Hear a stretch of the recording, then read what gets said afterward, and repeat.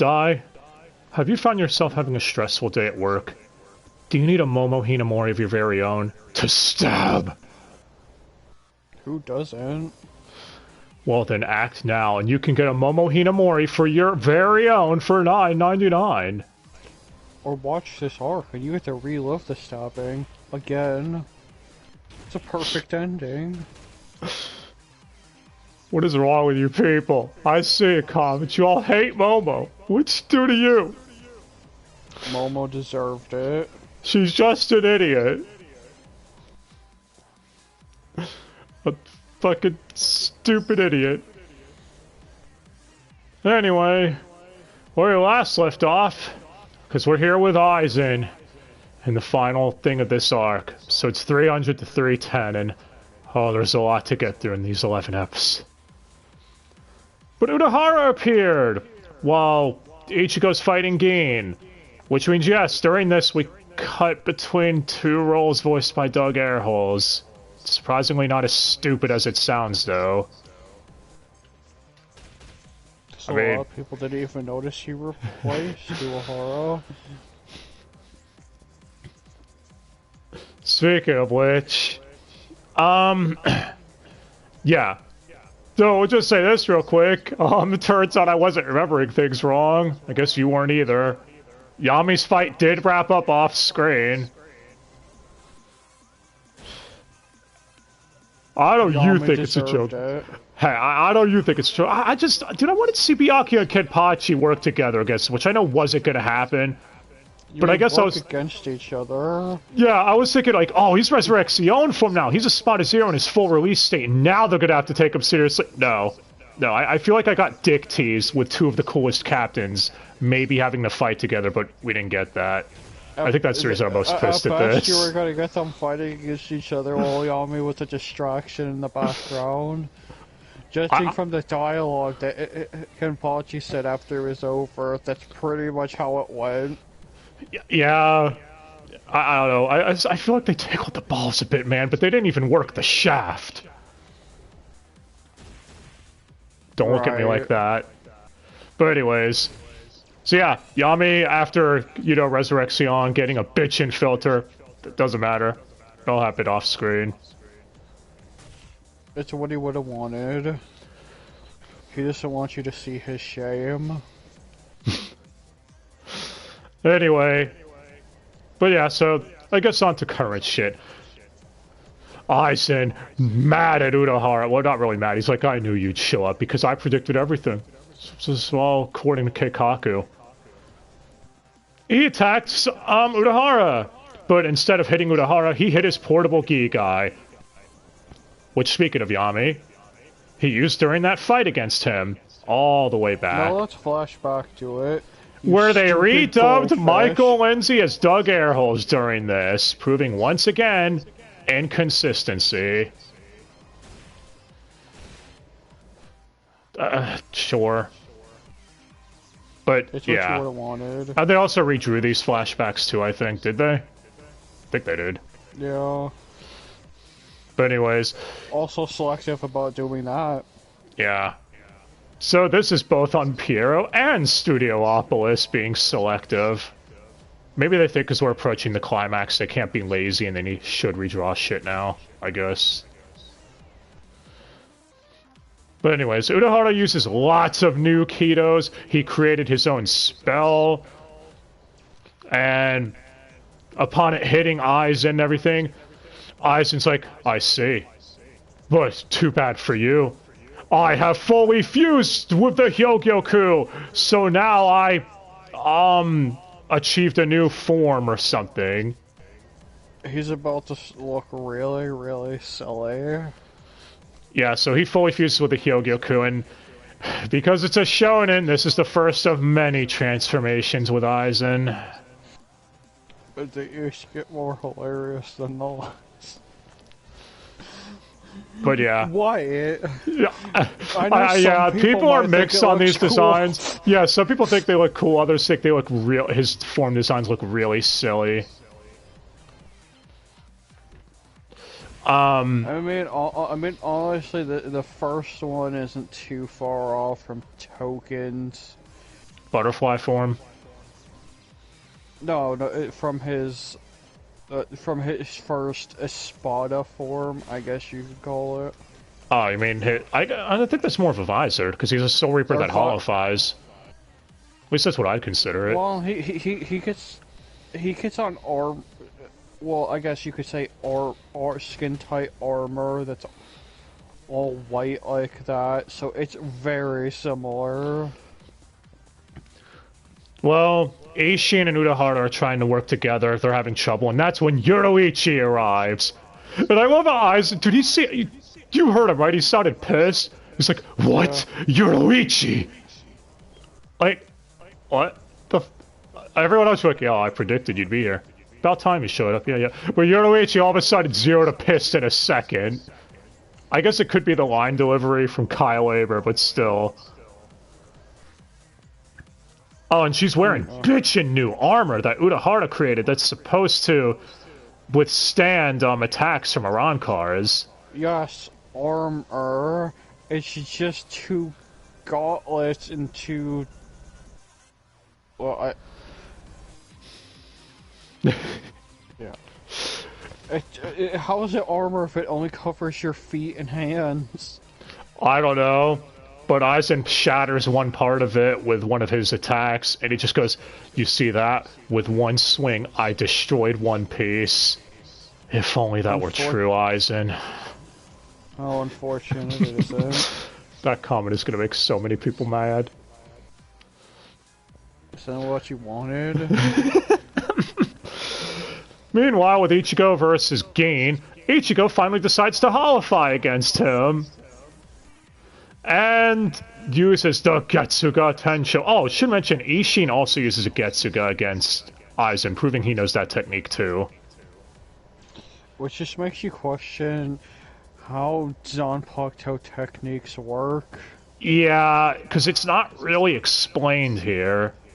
I don't think Zanpakutos are genetic, but it's not explained. Like, what? Is Zangetsu passed down from Daddy to Ichigo? Is that what happened? Because we know 2 Zanpakutos that are the same can't exist. We saw what happened with Hitsugai and his friend. I mean, it is more believable than others because it's pretty much a keto type technique at the end of the day.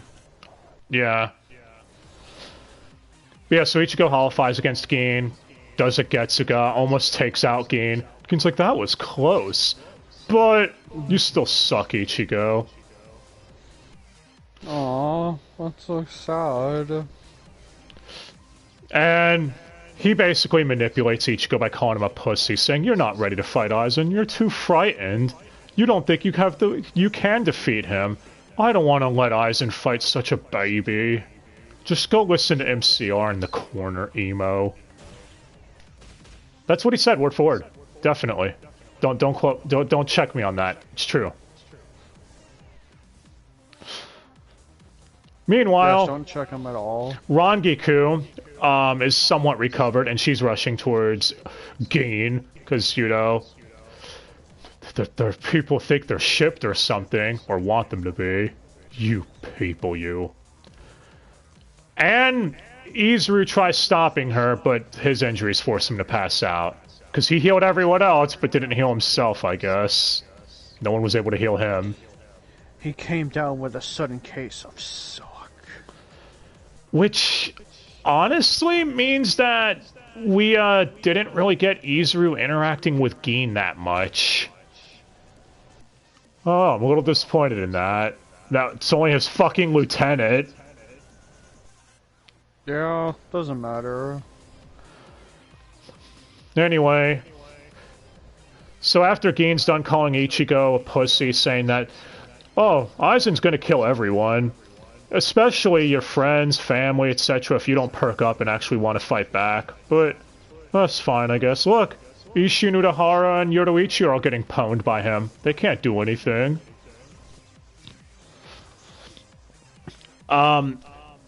Yeah, which I mean, Aizen in the beginning acted surprised at Urahara's spell that he created, but it didn't really do anything to him. Because again, the Hyogyoku makes him a deity above all deities! Or something like that. It's at this point, though, after they're beaten down, Aizen says, well, Gin, open the Senkaimon. Let's go to the real Karakuta town. What? You got anything to add? Yes. So while they're in the Senkaimon, the cleaner shows up, which we explained before, that basically, you know, gets rid of all things inside the Senkaimon that are considered dangerous. And Aizen kills the cleaner. After Gin is like, no, you can't. It breaks down all things reishi. We'll die from it. Don't you know how the laws work? Aizen's like, the law is nothing to me, because I have the Hyogyoku. The Hyogyoku is my wife. Okay, buddy, you can stop sucking it off now. Dude, are you gonna say he didn't suck it off this whole time? Like, holy shit. Meanwhile, Ichigo is depressed, and his daddy Ishin shows up and is giving him a pep talk, telling him, come on, grow a backbone, stop being a bitch. And let's go to the Senkaimon, where I can teach you the final Getsuga Tensho. It's just like, what? What's that? You'll find out. While they're in the Senkaimon, Ishin explains to Ichigo how they could train here because time works differently here. Because hyperbolic time chamber. That's literally what it is. And if anyone says room of spirit and time, this is Dubster Dive. We use dub terms here. Come on. Yeah, what are you, some kind of fucking degenerate? Get the fuck out of here. But yeah, so Ishin has to hold back the waves of spirit energy that might force the Senkaimon to collapse, while Ichigo has to meditate and go inside his inner world to talk to Zangetsu to get the information on doing the final Getsuga. But before that could happen, we're back in real Karakuta Town, where Keiko awakens, aka not Yosuke. Inside of Real Soul Society. Oh yeah, and Tatsuki also awakens too. Or has been up. Yeah. And they're walking around like, man, everyone's asleep. Where is everybody? What the shit? Man, that traffic light has no power. That's weird. And went to the edge of town and all there are mountains. It's bizarre. Oh, and of course, to prove the Yosuke comparison even farther, Tatsuki asks Keigo to carry Chizuru. And he goes like, Tatsuki, I noticed something important. And Tatsuki takes him seriously, which is her own fault. And he just goes, well, I noticed. Chizuru has really big boobs. She punches him for this. I think he deserves that for being such a dumbass. Classic Yosuke. Anyway, this eventually has him running into Aizen, because he arrives with Gin. But before we can get to that, we get back to Ichigo, whose world looks like a shithole now. Yeah, it's all wet. It's completely useless now. Yeah, it's submerged in water, and oh, Zangetsu's here, but he looks a lot younger and is voiced by Keith Silverstein. Really? Studiopolis? Well, anyways, this is Tensa Zangetsu. The Bankai form. Because Ichigo's never seen this before in his inner world. Although that does bring up the question, during the Zanpakuto Rebellion arc, does that mean Ichigo is only fighting Zangetsu in the Shikai state? Yes. Sure. Or maybe he just didn't think of Tensa Zangetsu having a different appearance at the time. Yes, it is. But yeah, so Tensa Zangetsu explains that Ichigo...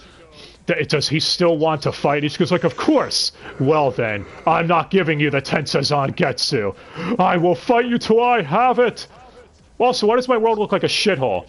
Because you're emo, Ichigo. This world is depicted by your emotions. That's why it had skyscrapers and stuff before, because you were full of hope instead of despair, Danganronpa, rhetoric, etc.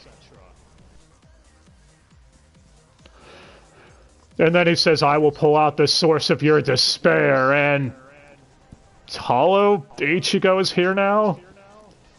Except it's... Doesn't he look like the super Hollow version? The demon form. Yes. Except in reverse. Like all of his colors are mixed around. So now Ichigo is forced to struggle against both of them. And Aizen is about to fuck up Keigo and Tatsuki and friends. And that's when 3 one-off episodes back-to-back in the middle of this, eh? Sure, Studio and by Pierrot. both of them, he means just one of them, because they combine together. That's after these 3 filler-ups coming up, you fool, but sure, yes. Hollow, Ichigo, and Tensei Zangetsu combine together when we come back. To form some fused variant. One of these is a sequel. Well, first we have the New Year's special. With the Men and Women Soul Reaper Associations competing in the Corrida card game. We have to do 575 syllables on cards or some shit. It's as dumb as it sounds. And Hitsugai got dragged into it somehow. And Shuhei's here too, so it's doubly stupid. So is Ikaku. And, yeah, Yumichika's here also, isn't he? Yeah, actually, none of these are from the Men's Association of Soul Reapers, I don't think. They just got suckered into it by the Women's Association. What, isn't Shuhei? Oh yeah, Shuhei is, you're right. I think he's the vice president. Yeah, and Izuru is here. Yeah. I forget who it is. I think it's Shuhei. It's one of them that makes the comment saying, all women do is argue. We've got this. They can't get on the same page. It's just like, wow. But yeah, so they start the card game. Oh, Soy Phone's here too. And gushing over cards that might potentially have Yoruichi on them. Because Soy Phone. Ikaku gets ejected from the game for arguing with the judge, who's Yachiru. Because the first several things kept using his name and shit with him. And he was getting pissed. Yachiru also reads a card that says, even dogs are allowed to have rabbit ears. And did you say it shows Kumamura with rabbit ears or something? Yeah, so now your fantasies are complete. It's so dumb! Shout out to all 5 of you who probably wanted to see it. Oh, and speaking of setups for future one-off fillers that we're getting here, Shuhei passes out from a nosebleed of looking at Rangiku. Because of course he does. And Izuru makes the comment saying, that's cheating! You killed Shuhei with your secret weapon, Rangiku! It's really subtle. He might be talking about her tits, I don't know. Die. Would Rangiku's secret weapon kill you too? The fuck is wrong with you? I'm sure every Rangiku fan wishes they were in the Shuhei's position. Anyway, Hitsugaya then calls Izuru an idiot because Izuru apparently sucks at card games and doesn't know what he's doing. Must resist obligatory Higurashi reference since he voiced the protag in that too. And Keiichi also sucks at card games. Anyway, this all culminates with Soy Phone seeing a Yoruichi card and going Bankai, shooting her cannon in the room because she wants the card and she will kill everyone to get it. That checks out. And Hitsugaya says to Rangiku's like, I don't even know why I was here. I think it was to wish you Happy New Year. You know what, I don't even care anymore, Rangiku. That's how the first half of the episode ends. Now the second half is in the world of the living, with Orihime. And Orihime being sad she has no one to celebrate New Year's with. Yeah, this part's taken a little more seriously, I guess, kind of. And her watching everyone else's New Year have fun, like Ichigo, Chad's. Uryu's hilarious. Yeah, Uryu's. Yeah, it's wow, Uryu and his dad are walking on the opposite sides. They must be really close family. They're literally walking on the opposite side of the street. Yeah. They must really like each other. Yeah, she runs into Rukia and Renji, and she tells them how New Year's is celebrated. She's like, oh, but I don't have anyone to celebrate with. I'm fine. I always celebrate it alone. So this makes Rukia and Renji drag her along with them. They go to Urahara's shop, where Renji gets beaten and abused, and turned black-faced for some reason. Why? They're just painting faces. The brush was too big. What the fuck? Well, if anyone wanted to see Renji in blackface, there you go. You got it now, thanks to Odoru and Jinta. Which, how long has it been since we've seen Jinta, or Odoru? Has it been since the Karaku Riser special? No, since the dream filler. Oh yeah, they were there, weren't they? Mike. Yeah, I don't think they talked though. I don't know, they might have. Although I'm pretty sure, judging from what they say during the preview, it was an Omake. Well, this all culminates with Orihime and Renji and Rukia going to the shrine for the New Year's wish. Ichigo, Uryu, and everyone's there. And Orihime realizes she might not have her brother anymore, or family, but she has a new family with Ichigo and all them. They killed your family. But they will do it again. Fucking CSI Miami. Anyway, this filler was alright, I guess. First half was fucking hilarious. The second half was, I guess, trying to be more serious with Orihime. And, I mean, Renji always getting fucked over by Urahara and crew is kind of funny, right? But here we go. It's time for the sequel to your favorite filler. And they still say the 10-year anniversary thing at the end of this one, so I think they are both part of a set, but adapted separately. Yeah, so the episode opens up with Karin and Yuzu basically congratulating each other, saying, we did it, we have created Frank and Ichigo! Oh, God. Okay. So yeah, see, this is one parroting all the monster movie shit. So Ichigo's a Frankenstein monster. Oh, and he happens upon a castle where Ruki shows up. And it's like, wait, what? I've seen this before. You're Ruki, aren't you? She says, what? No, I'm just Rukia. And Eva's just like, are you sure? I mean, I had this really weird dream. The Arabian shit. What? Also, what's with them making Rukia that size? Oh, you mean the size of a little fairy or a sprite or something? Yes. I don't know. For both of them. Yeah, and Rukia's a succubus here, too. Sure. Anyway, she explains to Ichigo that he has a meeting to appear at with all the other monsters in the castle. So Ichigo arrives and... Alright, let's run this down because this is hilariously stupid. Hitsugaya is a wolf man who even barks like a dog. Like he's plays fetch like a dog. Yeah.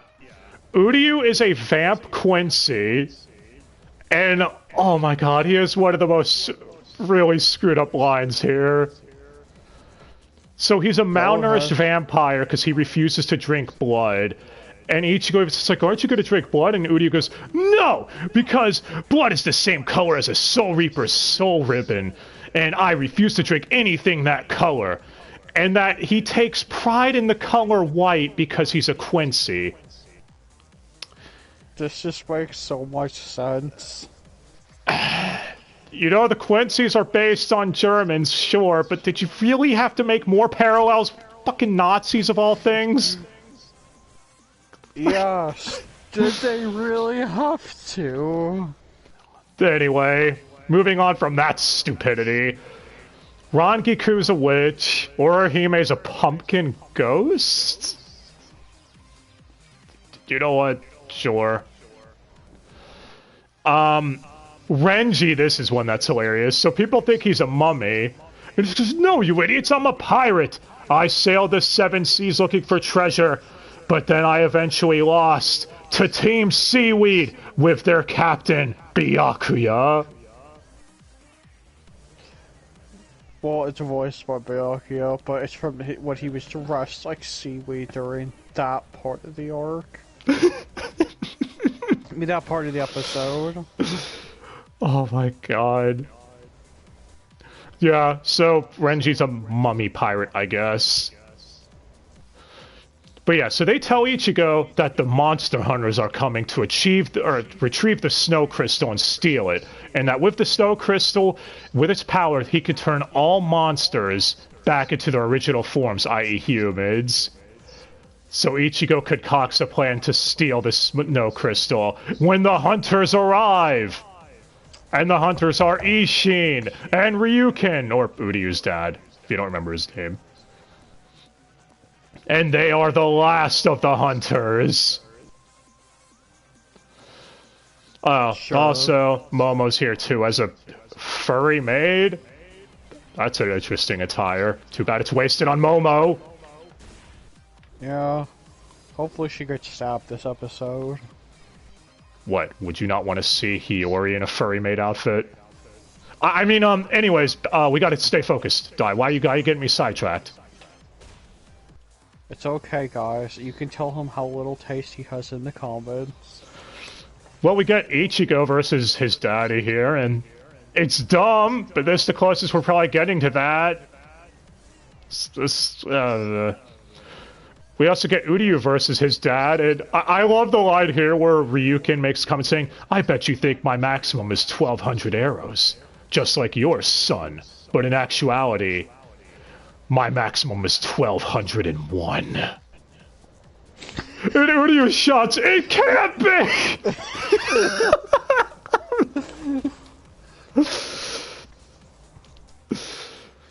Well, it eventually leads up with Uryu using a variation of the Sprenga again. Wow, he is spamming this move lately.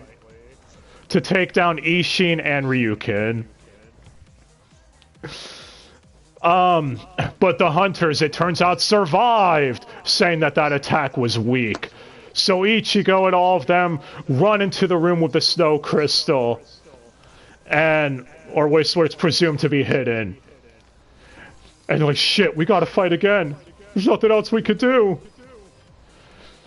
And it's during this confusion they realize the snow crystal is gone, but before they could do anything, the hunters break in. Because, yeah, they were planning on just giving up and letting them have the snow crystal, because at least they'd survive.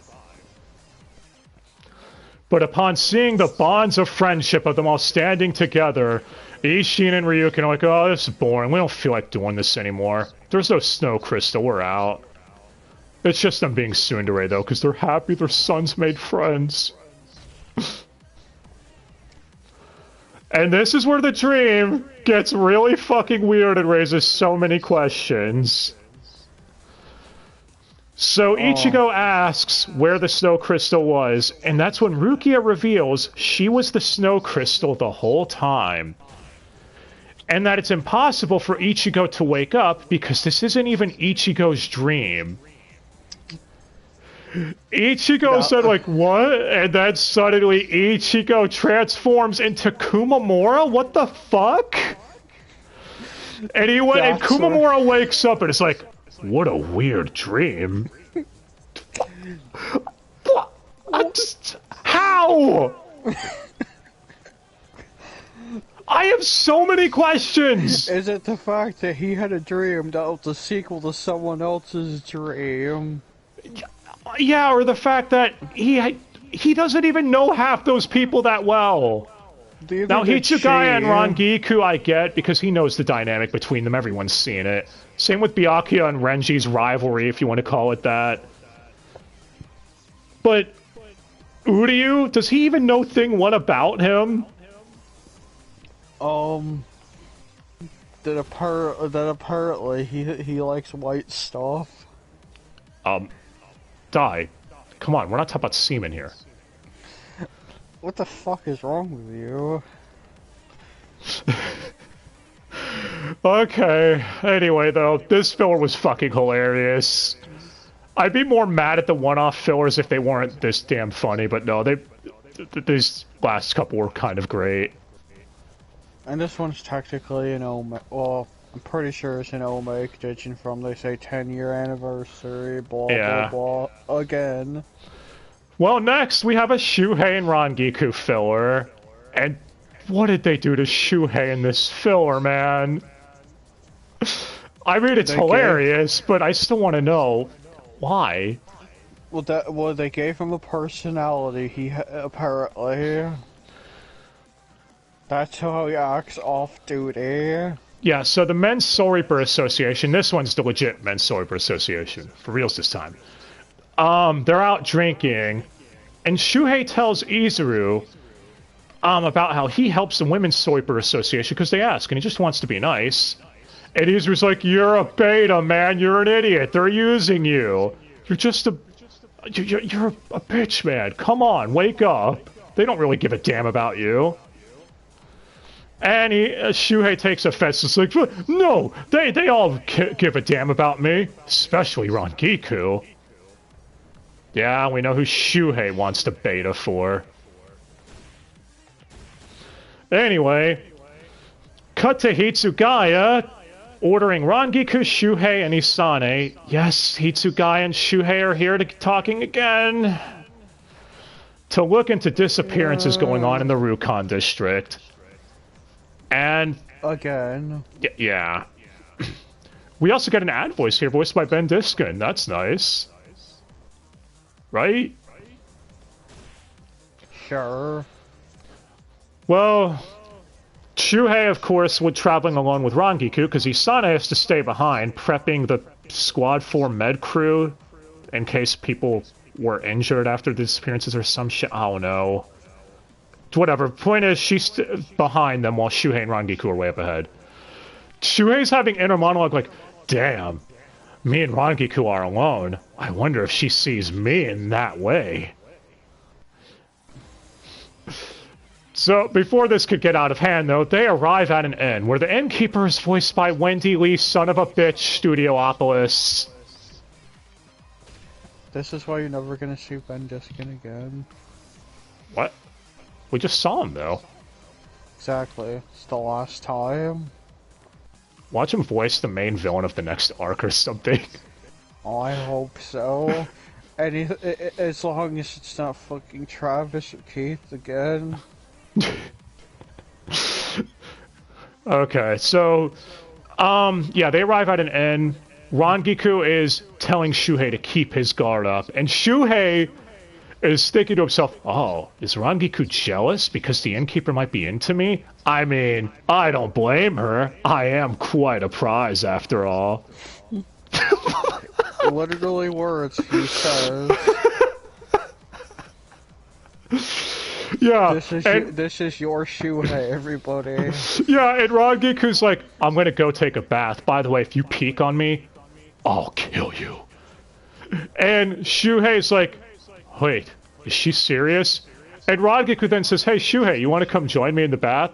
And Shuhei's like, "Wait, but didn't she say, oh, she was playing, wasn't it? Or wasn't she?" And he imagines in his head her saying, "I'll kill you," in a very cutesy, over-the-top moe way. He's like, "I see, I'm coming in. Today's the day I die."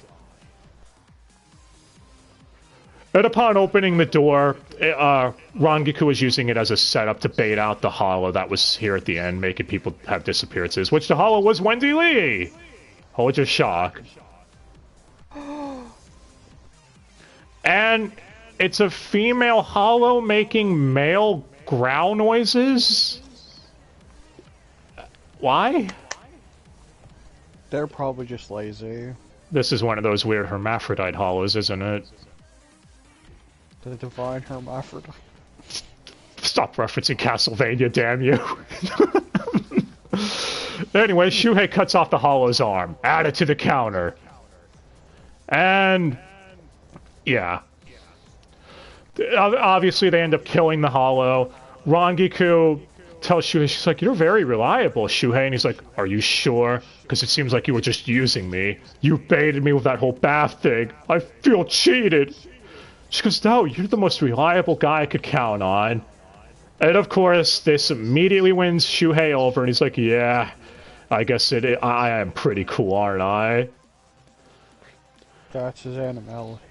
Shuhei then tells Izuru the story, and Izuru's like, are you serious? Dude, you're an idiot. You're being played. That's when Yachiru shows up and tells Shuhei to repair a wall that Kenpachi broke through. And she was like, what? No, I'm not going to do that. Really? Because Rangiku says that if there's anyone who's reliable in the Soul Society, it's you. You're the most reliable man around. Shuhei falls for this. Classic Shuhei. And even Izuru is thinking to himself, it's like, man, what an idiot. And then in the preview, Yachiru says, so on our last night out, me and all the girls voted that Shuhei is the best male Soul Reaper in the entire society, or the entire Seirete. And Izuru's like, what? Really? She goes, yeah, he won the title for best errand boy ever. You're a fucking idiot, Shuhei, and I don't feel sorry for you. It's what you get for being a beta. He needs something to do.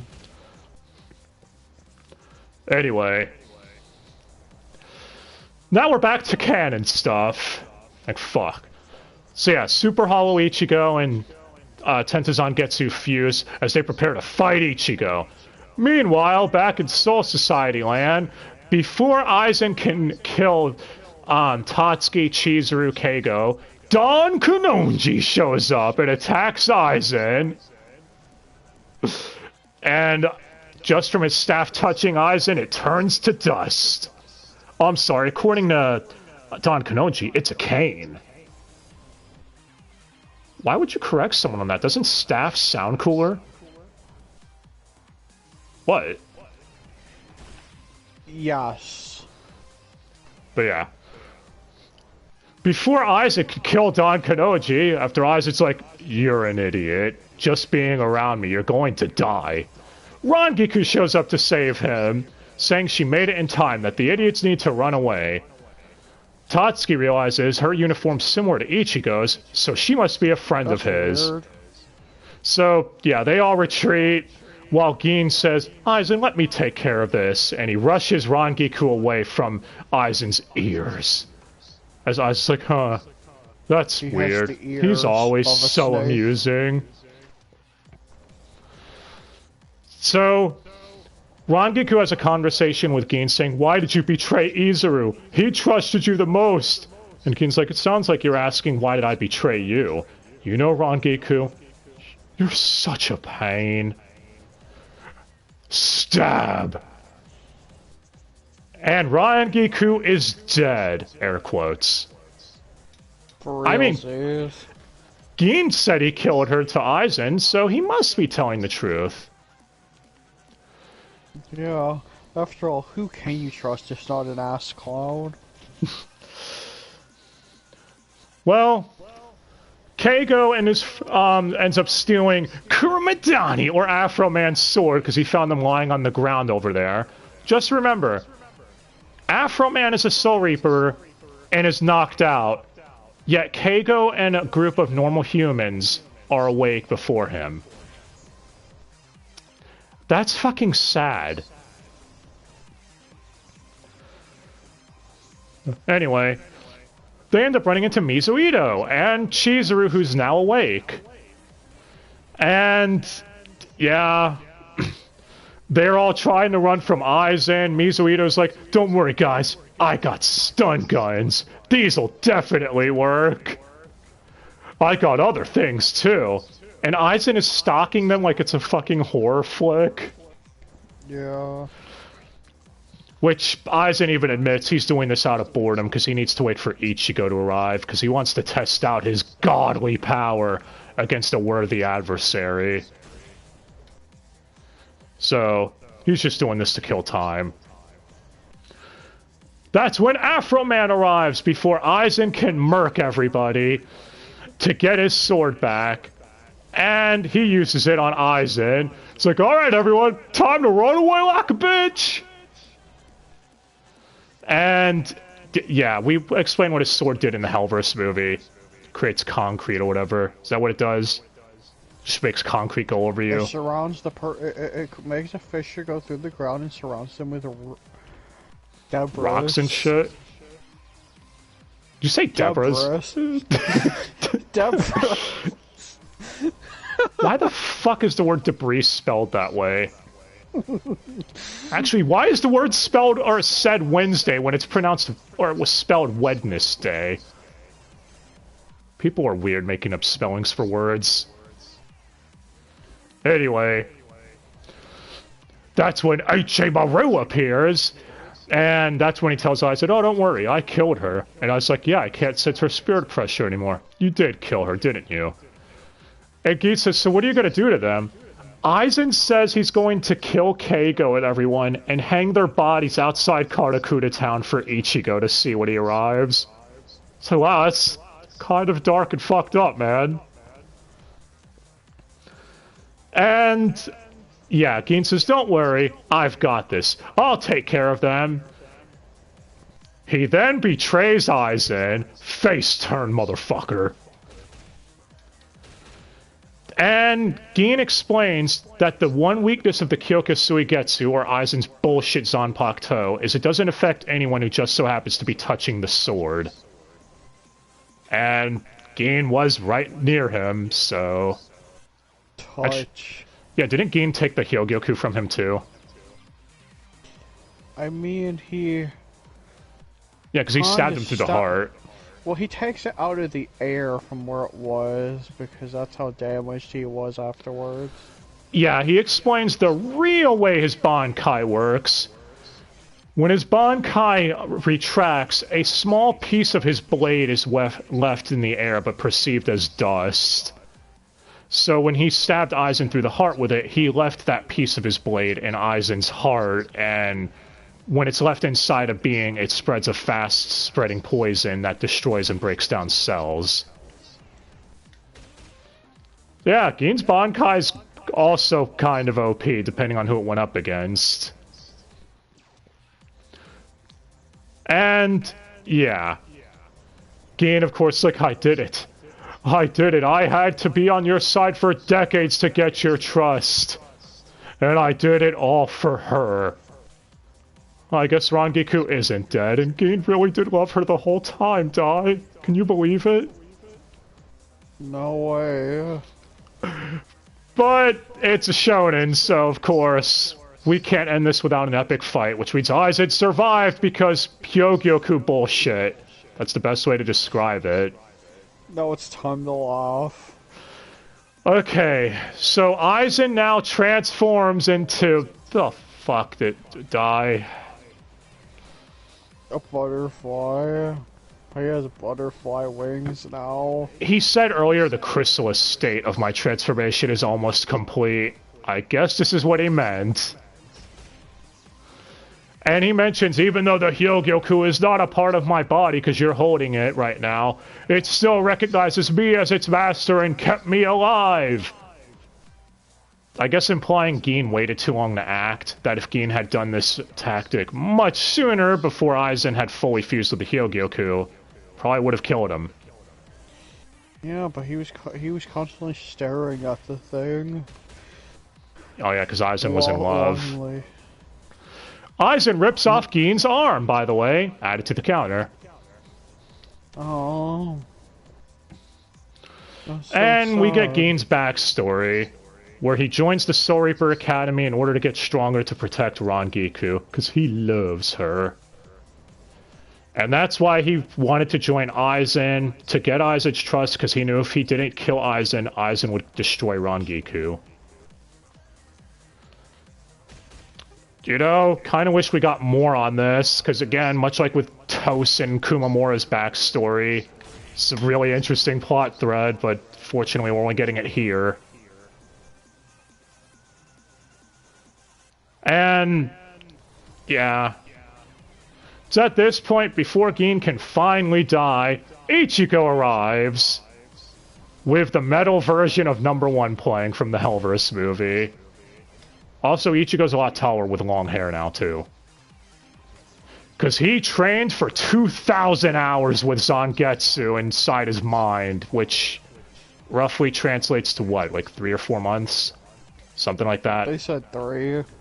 Yeah. So, Ichigo is now talking all calm and collected, like he knows what he's doing and shit.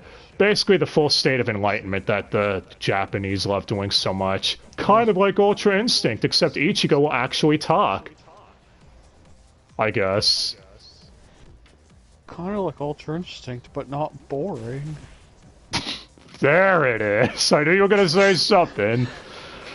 Anyway, Aizen, of course, like, huh, I can't even sense your spiritual pressure. Yeah, like, before it was weak, but now, I don't sense shit. What are you doing here, Ichigo? Just disappointing me. Get out of here. However, Gin notices it, and it's like, you're finally at a level that can stop him. I can die knowing that someone will defeat Aizen in my place. And then Gin dies. Yeah. Also, one of the design things is his entire right sleeve is missing, and the chaining of the end on Getsu is wrapped around his arm, all the way up to his shoulder. Yeah, because Aizen makes a comment saying that he's completely fused with his Zanpakuto.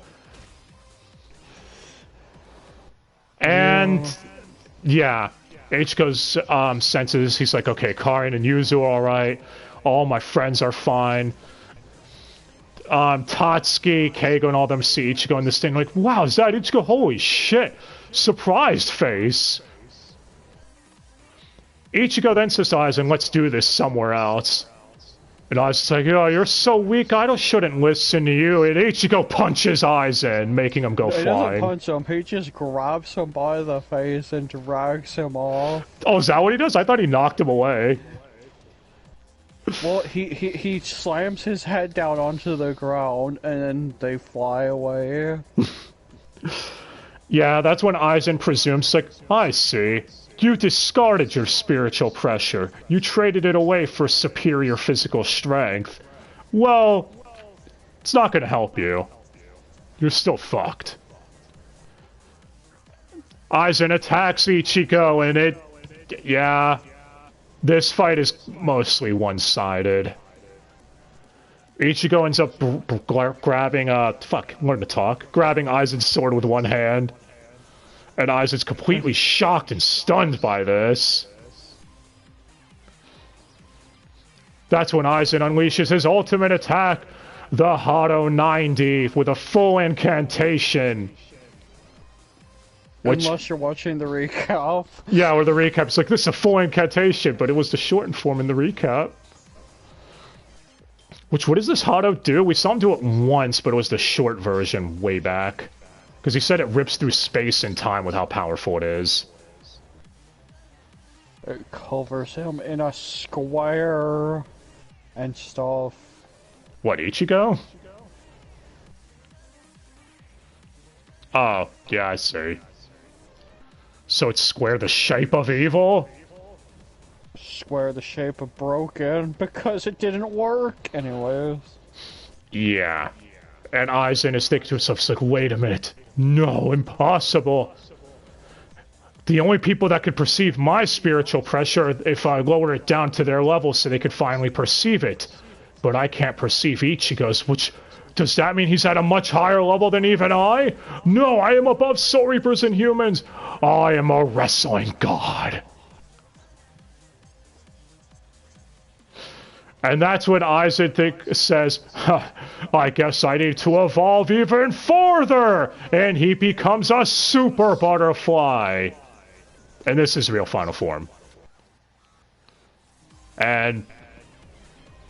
I don't know. Any thoughts on this final form with the bitchin' voice filter? What? No. What, is it still just a butterfly?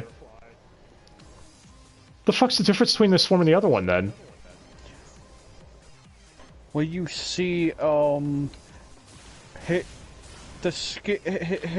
split his head in two and another face hollow mask appears. Did it have a nose?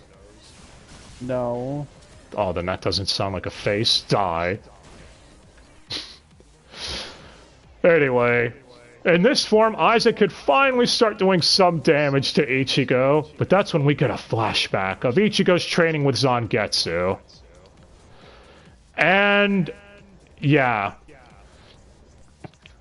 Ichigo realizes why Zangetsu hasn't stopped fighting him. Because, like, if he didn't want to teach me the final Getsuga, he could have just hit himself.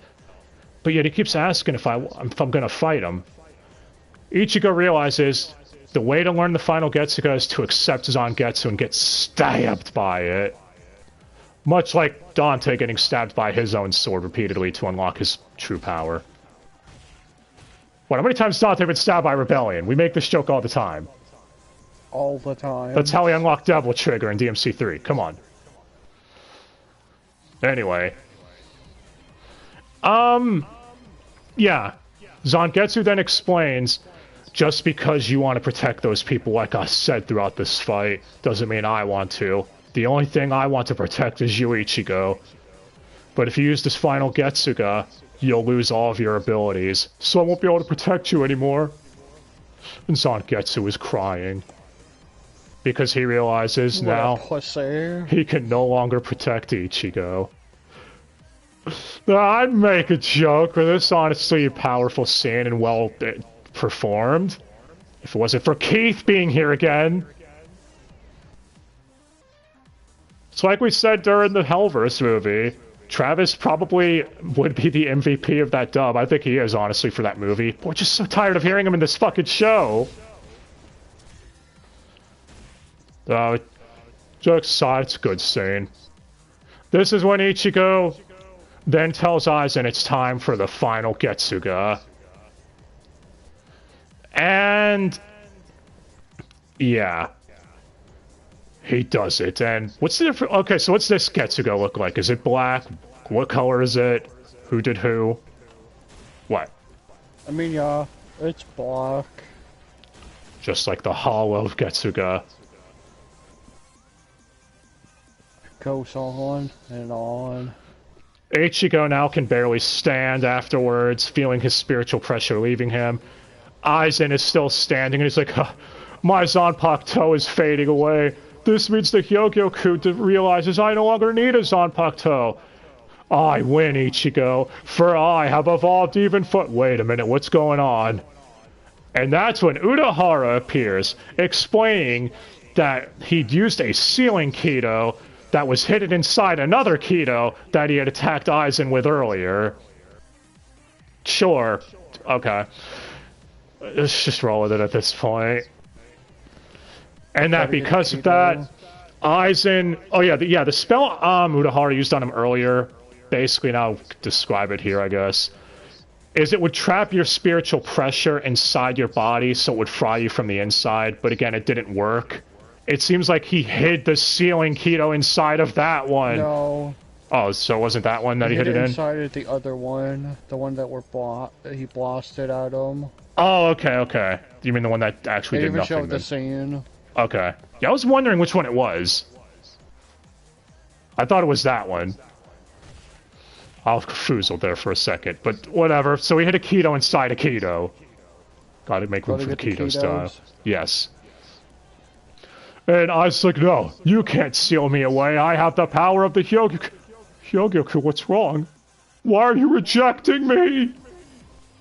Rejected? The Hyogyoku breaks up with Aizen, rejecting him, and Aizen is depressed, realizing, no, I was your master. I was going to go to the Soul Palace and murk the Soul King. Which they explain here what the Soul King is. If the Soul King dies, it would cause mass destruction for the world, etc. Because he's the linchpin that holds the Soul Society together. So, Aizen wanted to replace the Soul King and create his own world. But yes, Aizen is defeated here. Ichigo is, well, fucked up. But everybody wins! Except for you. And now we're on the wrap-up episode. Which, okay. So firstly, this is what we were talking about earlier. Kenpachi comes back, and some of his squad mates, which I'm pretty sure one of them was Vic, Because, of course, I know he was one of the ad voices around here. Ask him, wait, what happened with your fight, Captain Kipachi? And he's like, the fight was nothing. And we flash back to Yami, who only has one arm now, so you can add that to the counter if you want, with his pet dog barking at him. I'm not sure if we mentioned Yami is a pet dog. And that's it. That's all you get. Oh, man, I told you, I still want more. I wanted to see the jobbing. I wanted to see his Resurrection form made a joke out of or something. I don't know. I just wanted something. I feel like we got cucked. The only thing you got cucked out of is a Byakuya versus Kenpachi fight. Because they were fighting each other more than they were fighting Yami towards the end there. Fine, we'll see what people in the comments say if they comment on this. Do you think we should have gotten more out of Yami? Or do you think that the joke was good, funny enough as it was? He was just going to be a background character during their fight, though. I actually saw people say Yami was their favorite Espada. Jokes aside, why? Probably the same people who like Nappa. In Dragon Ball?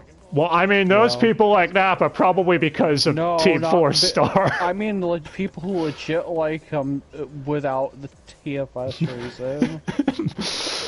Yeah, but then you have, I've seen some people say they like Yami because Paul St. Peter's portrayal of him, which, sure, I guess, but doesn't stop Yami from being a joke. Said, though, I mean, he didn't have to be a joke. The Nappa to Yukihira. That's how their relationship is. That's why I use that as an example. Ukiora! Would have been fun if he said that one last time. I don't even think... Is he dead? Because we just cut to him with one arm and him completely injured. I think he's still alive. No. Because they didn't even feel it was worth killing. Yeah, that... you got anything to say about that part? Anyway, we cut to Ichigo and Udahara talking about how Aizen was lonely, that if the Hyogyoku really does grant your desires, that means maybe Aizen wanted to lose. Shut the fuck up, Ichigo. No. We're not gonna have this I planned to lose the whole time bullshit inserted here too. He was rejected by his lover. Well, maybe he wanted to be rejected by his lover. Whatever. We cut to the world of the living where Mayuri is like, I'm gonna seal off the Senkai mode. You all are gonna be trapped in there if you don't hurry back.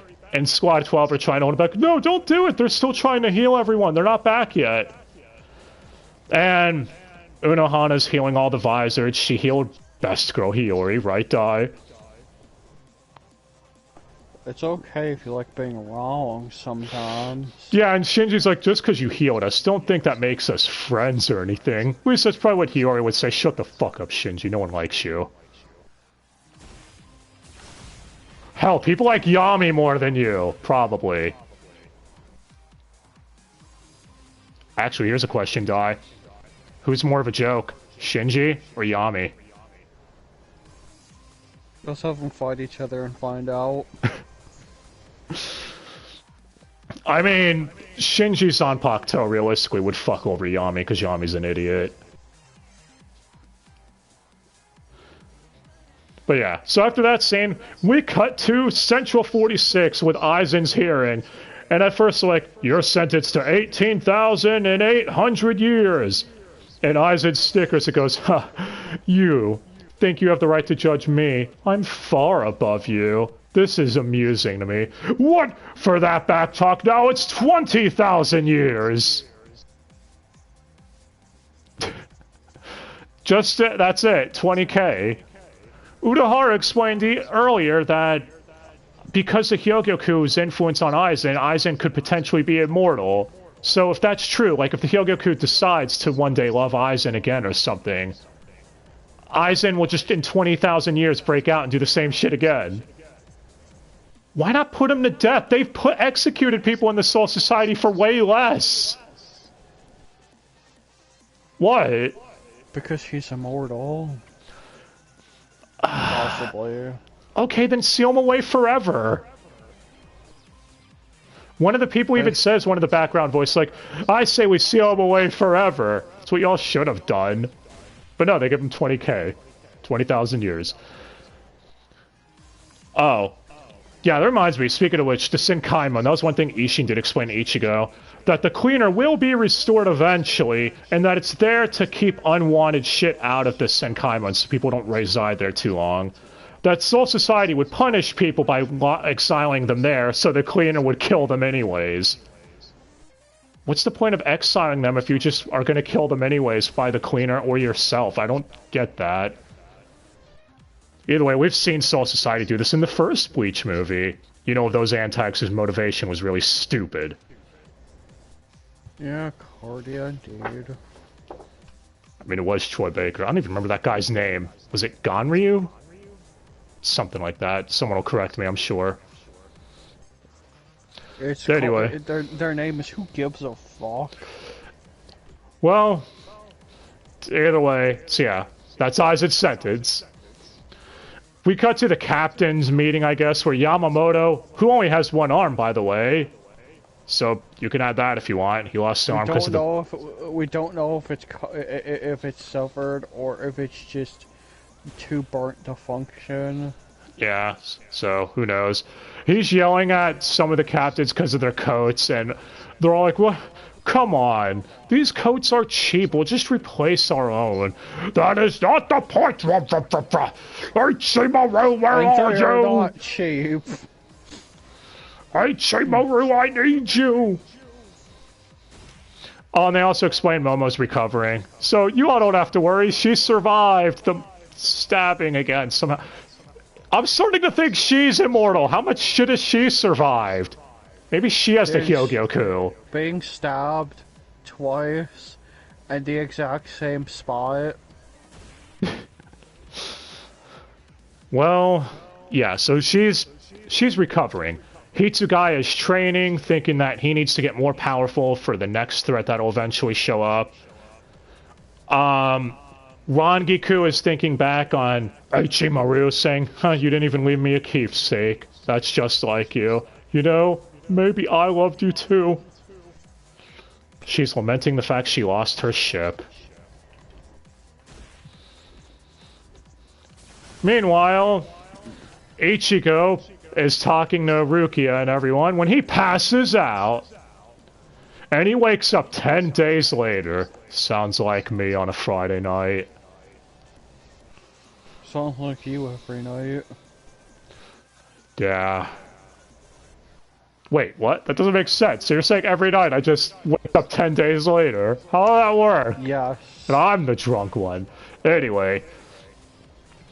Urahara explains he didn't wipe Tatsuki or Keigo's memories this time, and Ichigo's like, I'll explain everything to them one-on-one later, so that's cool. I'm glad you didn't.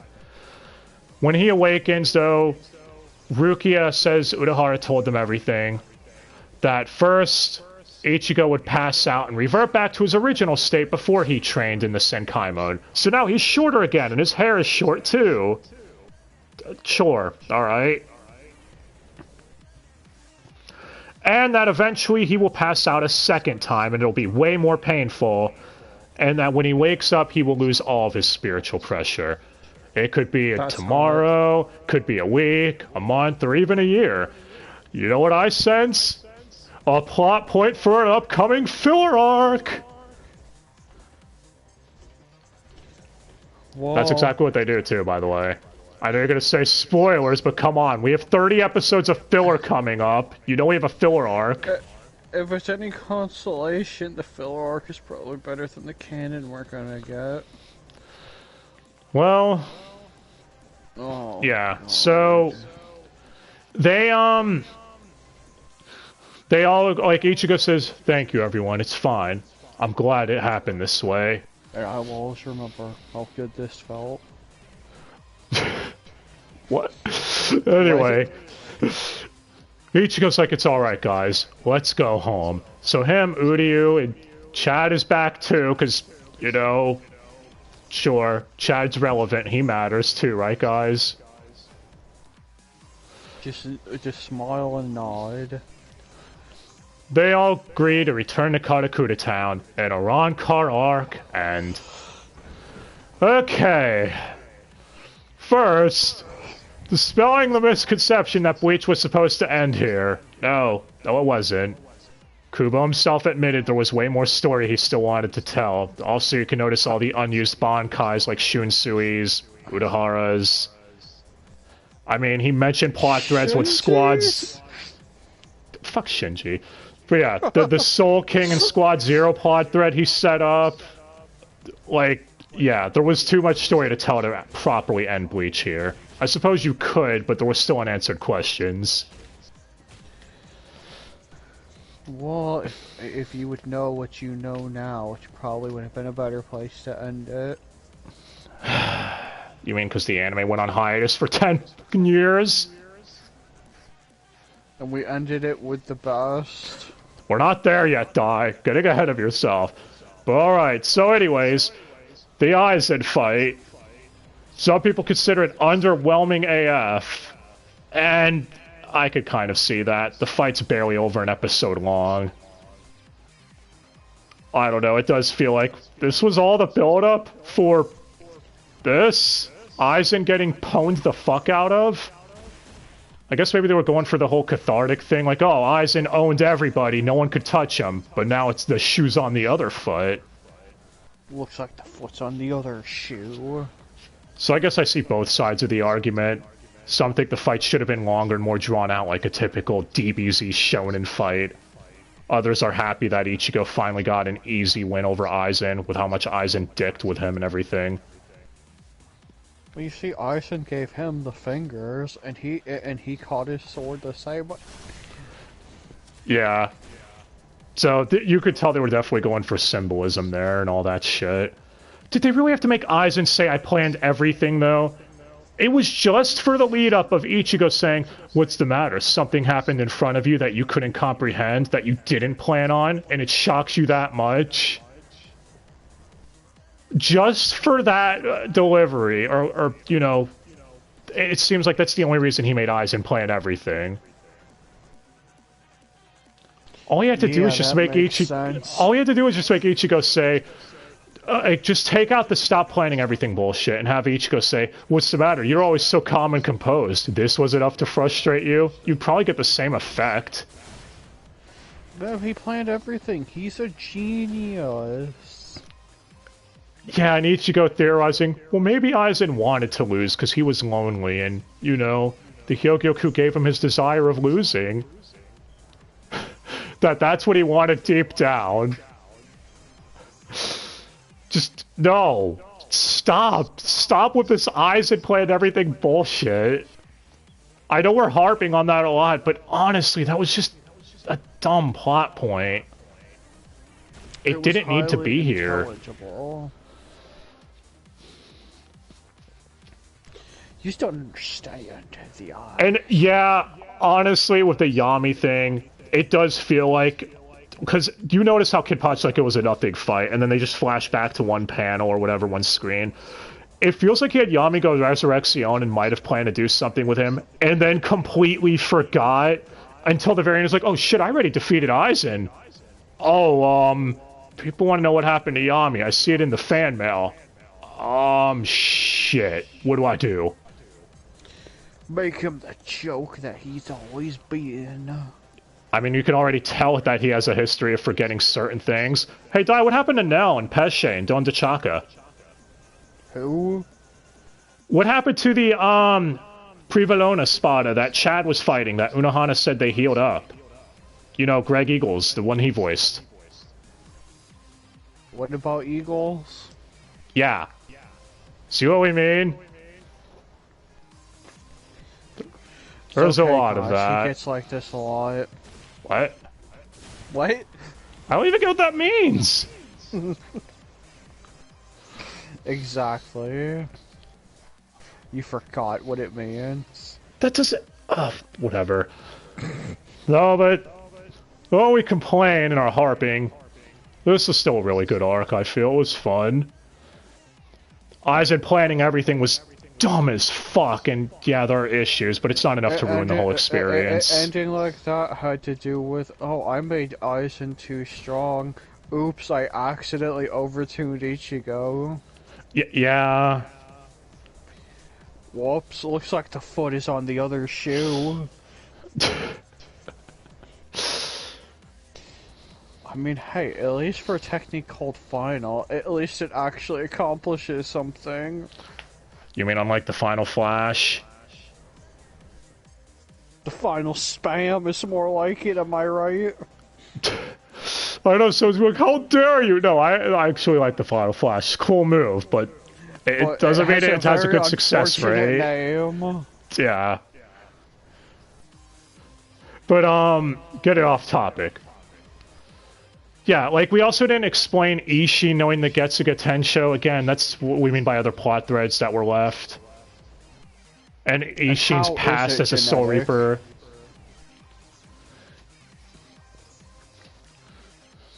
But hey, could have been a lot worse.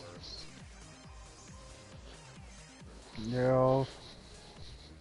I don't know, what'd you think of the end of this arc? It ended the way it began, with Yami being treated like a joke. Anyways, hi. Started to give a hype motor for Yami. What'd he do to you? All he does is say, Ukiora! What? He started off being disarmed, and then he ended up being disarmed. Was that the same arm that was injured, too? Like the same... Did he use the same arm twice? I'm pretty sure he did. Damn it, I just stapled it back on!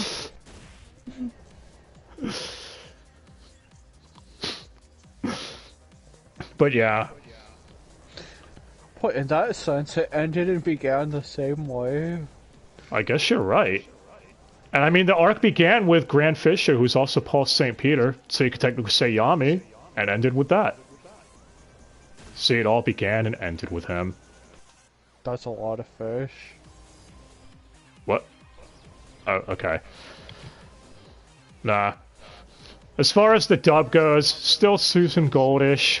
Lots of, you know, we already mentioned ad voices and reuse, like Keith again, Wendy Lee, Vix. But that's not even on them at this point. Bang Zoom has a bad track record, or LA has a bad track record. Yeah, I was gonna say, Bang Zoom and Studiopolis are both really bad. Studiopolis. I know there's one other one, I forget the name of it, it's the one Netflix uses. They're not as... They're pretty bad too, I mean. They're all on the same level when it comes to that stuff. Some dubs end up worse than others. Oh yeah, I think there was a few Wally Wingerts too. You know, a few extra Renjis in the background. Did you forget they actually used Yuri Lowenthal? Oh yeah, Yuri Lowenthal was ad voices too, and it's like, wow, you guys are just now starting to spam him? We're nearing the end though. Why? It's like, when was the last time you used him as an ad voice? When he was a young Renji? Really, guys? And yeah. The guy I know you're gonna say the guy from the movie, but yeah, the you gotta Jobber. count that guy. Yeah, he was Jobber-kun. He was Murakumo, man. He was a Murakumo unit from BlazBlue. Amane? Yes. Now I want everyone to think of the Murakumo units like Noel or New 13, voiced by Yuri Lowenthal instead. Just imagine that voice. Yeah. Sounds amazing, doesn't it? Sounds about right.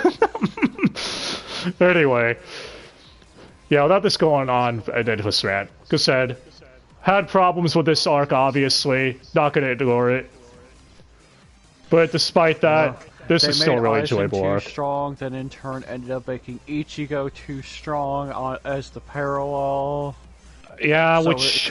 so it could come across as underwhelming to some people. But you would have to also ignore the fact that Aizen literally bodied everyone in the Soul Society. Yeah, including all the visors at the same time, which some people bring up like, well, that's because they were already half injured from the fights with the Espada. Sure, but Aizen's Zanpakuto already was broken as fuck. You mean all zero of the Espada that Shinji fought? Well, Shinji's an idiot. I think that I was referring to the captains and the other visors that actually did something. Or how about Why is Lisa the only one that holified? Well, we already explained before that, remember? Yeah. Like, we figured that when we discussed it. I mean, yeah, you can argue you can argue for the other two. What about you, Shinji? No, Shinji has no excuse. Or you could also say it's just, like, she didn't holify because she's so short-tempered, she didn't realize it and was blinded by rage and an idiot. She was about to get Ichimaru. Oh, Ichimaru is dead! And they made such a big deal about how, look guys, Shinji's holified and fighting Grimchow. Look, he fired a Sero. Yeah. Oh, what'd you all think of this arc, though? And who was your favorite Espada? We all know the best Espada, man. Who isn't a Grimchow mark? Come on. What? Don't look at me that way. Yeah, but now in the comments you talk about it, but in a non-Blaze Blue fanboy kind of way. What? But Grimchow was cool even before Blaze Blue. Anyway. So, I don't know. Guess, yeah, this arc had way too many upsides to get. It's like, say, oh, had 3 problems. You can have nitpicks about it. Yeah. The only, the only colossal fuck-up, I'd say, was the Aizen planning everything bullshit. Like I said, with Ichigo and Aizen's final fight, I'm mixed on. It's like, okay, I see one side, but I also see the other side. That and the visors were underutilized. They genuinely were, because they didn't show up till the climax. I guess the two that fight Stark were at least utilized. Guess you can kind of say Lisa fighting Hollybell. Yeah, Hiyori and Lisa taking on Hollybell. There was at least some of that, but their fight was cut short. They were at least mashed up for that. Yeah. And I guess you could say Mashiro and Kensei took on Wonder Weiss, which Wonder Weiss must be boss as fuck, man. He took down both of them. But you go from Ichigo being a total bitch to that at the end. What? Remember, he was underconfident Ichigo after the whole dying thing. Yeah. Oh, that was one thing explained. So, Ichigo's super hollow demon form, whatever, Tensuzan Getsu explains the reason he's in this form is this is the manifestation of your deepest fears, of fully hollowifying. You know, so basically, trying to give some explanation of why Ichigo... Fear. Yeah, where Ichigo is fully consumed by fear when he fought Ukiura, or whatever, that he gave into it, or whatever, and that's why he transformed. So it's at least the start of that explanation. But, anyways, if that's it, really. As far as MVP for this section, I think everyone, for the most part, did a good job. Steve Staley as Shuhei during that filler with Rangiku was kind of hilarious. Tell me I'm wrong. If you wanted to hear Shuhei be a tool, then that episode is yeah, or be certain word that also means beta. You know, it's a synonym for it, but you all know what word it is, right? I wonder how many people Shuhei fans got pissed at that episode. Dude, if Rangiku had an OnlyFans, Shuhei would be the #1 donator every month. He would donate, like, his entire paycheck. Hey, just cause it's true doesn't mean you have to rub it in their face. Dude, that's what Izuru was basically calling him the whole fucking episode. Cause it's true. Shuhei was a bitch. But yeah. Other than him, Doug Airholes is Gin. Honestly, again, if you want more of that, just play Blaze Blue for Hazama. Literally, he literally even says some of he even makes dialogue like lines. He even makes dialogue to Aizen. Of course I betrayed you. I'm a snake. You never trust a snake, you fool. Which I'm pretty sure Hazuma's makes similar lines to that. Use the snake metaphor. He uses snakes in his attacks. Yeah.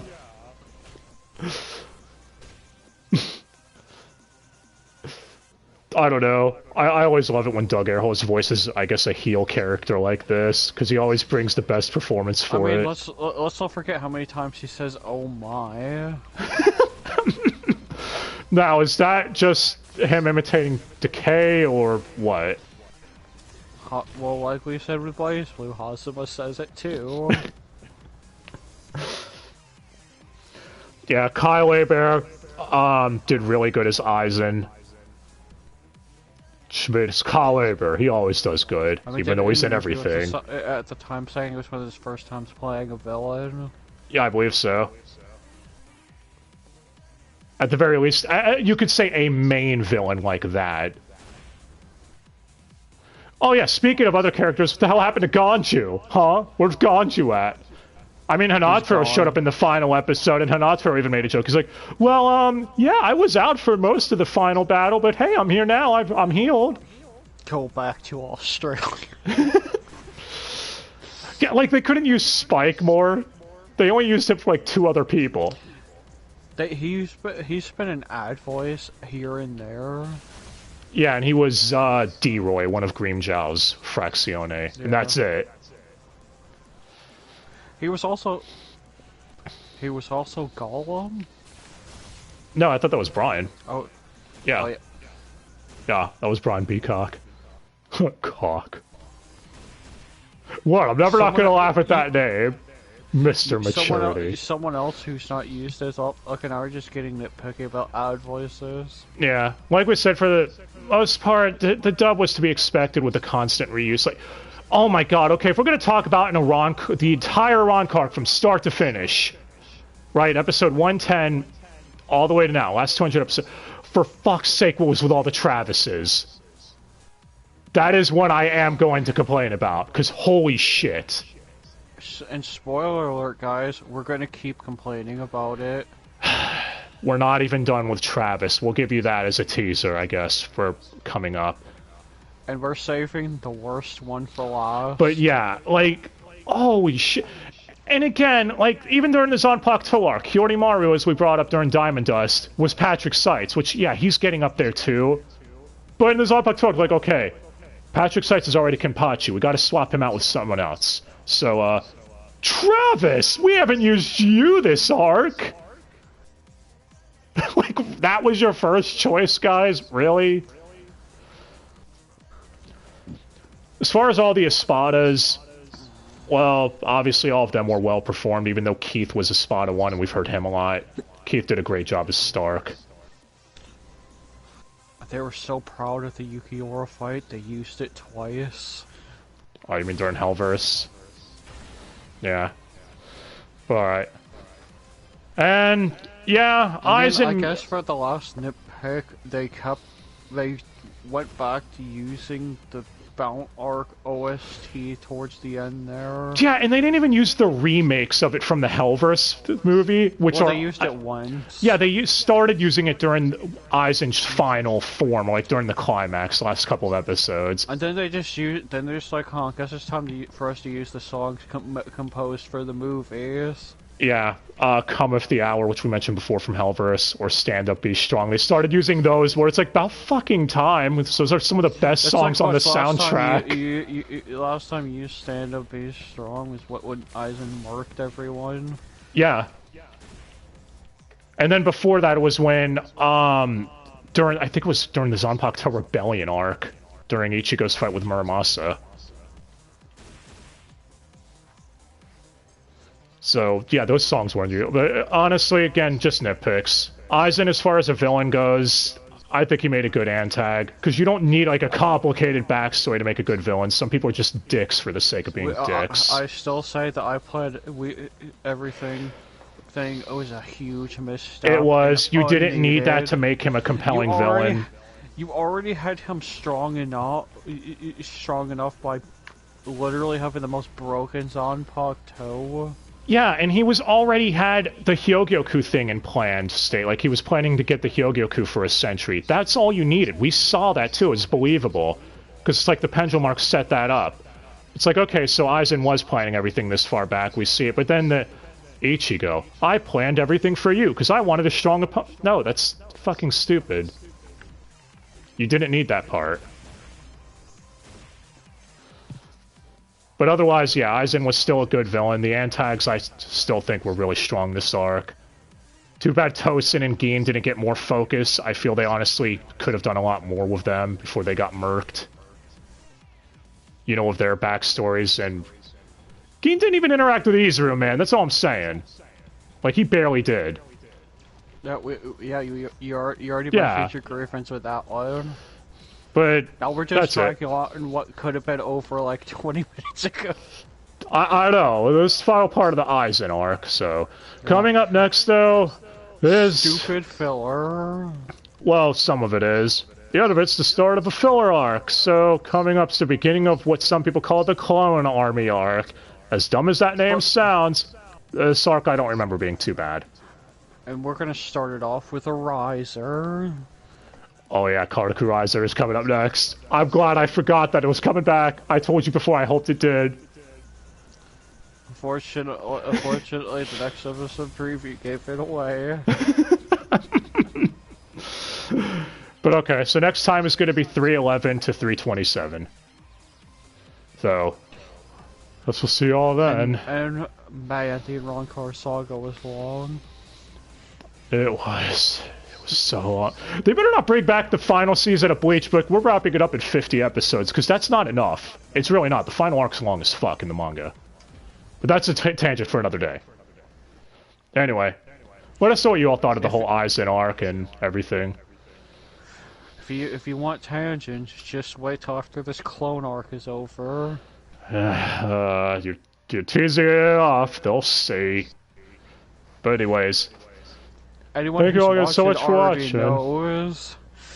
Thanks again so much for watching, guys. Hope you all have a good day and hope you enjoyed this one. Let us know what you thought of Aizen and who your favorite Espadas were and all that stuff.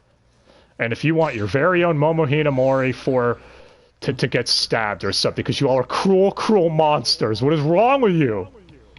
She deserves it. You're not helping.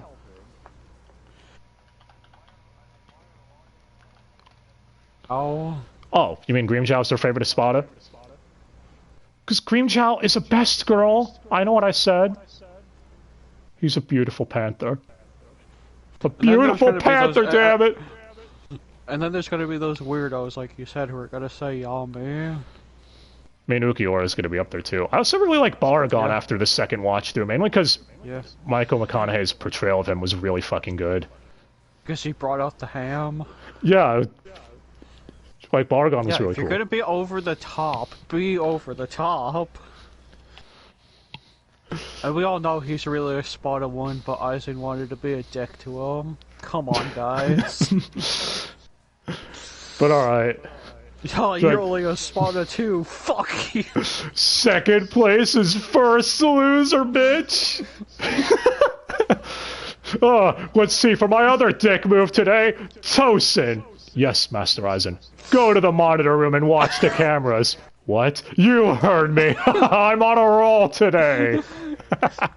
It just makes so much sense. Oh yeah, Nuetra. You hate women being stronger than you, right? I'm assigning Espada numbers. You're Espada 5. Oh, okay. And I'm making Holly Bell, who's a woman, Espada 3, you bitch! But the last Espada 3 was also... I took her out because she was a woman stronger than me. Why are you doing this again? Because I don't like you. You asshole. Yeah. Anyways, enough of that tangent. But yeah, we'll see you guys next time. So thanks again for watching. So it's a great day and all that stuff. What? No. Fighter 5. Till next time, guys.